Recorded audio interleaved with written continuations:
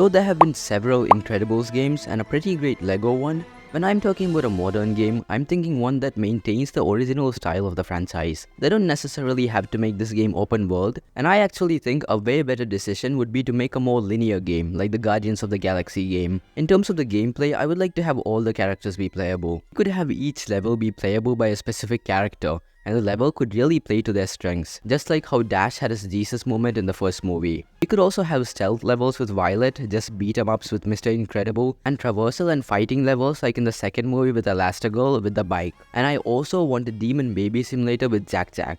If the family is together, you could choose who you want to play as, or better yet, you could switch characters on the fly to do some really cool moves. Character combos would be pretty amazing too. Just imagine Mr. Incredible throwing Dash or Violet dropping Mr. Incredible from incredible heights to deliver incredible damage. This could truly be incredible. I'd also want side missions like saving normal civilians, saving dogs from trees, and other such heroic deeds. Plus, time trials or challenges could play a part, like races with Dash. Finally, I'd want a co-op mode where people can fight each other or team up, and also I would want a lot of customization. The strength of the game would mostly lie in its gameplay and specifically combat, but the story shouldn't be forgotten. The story is yet another great opportunity, because The Incredibles is always a franchise that deals with more mature stories compared to its peers. Any semblance of this in a game could really deliver a great experience. You could have another screenslaver kind of situation and be able to fight other superheroes. Ratatouille might not seem like the best idea for a game, but I think this could be a very unique cooking simulator. There could be a Dave the Diver sort of gameplay style where you would have to collect the ingredients for the dishes by yourself as Remy the Rat.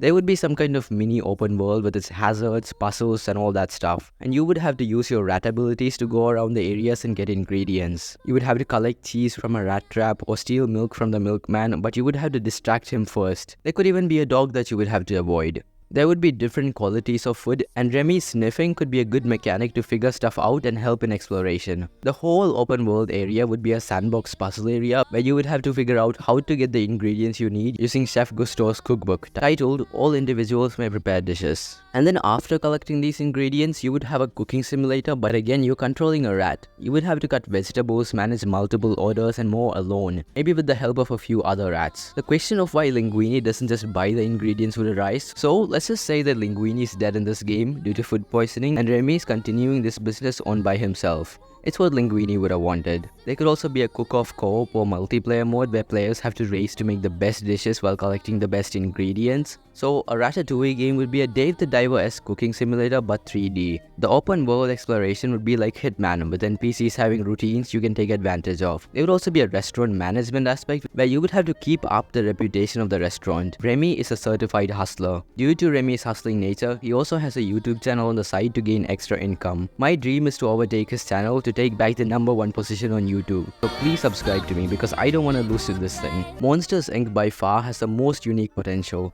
The main mechanic would be exploring different doors and trying to scare children to produce scream energy. You would be able to play as different monsters and you would have to play to their unique strengths. For example, you would be able to play as iconic characters such as Gnome, Jonathan and Steven. I have no idea about what's possible in a game, so let's just say that we could have different procedurally generated levels and each child would have different fears and you would have to use all of that information and the items at your disposal to generate the most scream energy. For example, you could have a level where you're in a huge bedroom as a monster who can stick to walls and the kid is afraid of small spaces. Maybe you could carefully move some things to confine the kid to his bed in a super tiny space and then scare him from the ceiling to produce the most energy, being quiet the whole time. If something like that is even practical, the possibilities would be endless, and the only problem would be making the gameplay actually engaging and fun. It would be cool to have a story as well, where some rogue monsters are entering the human world and you would have to track them down, adding yet another type of mission. Maybe there could be a door that leads to an office and you would have to scare the adults, turning off the lights and doing other stuff like that, like in Monsters University. And the story explanation for why they're scaring adults could be that the monster world is facing another energy crisis. There could also be co-op and online multiplayer games similar to the scare games in Monsters University.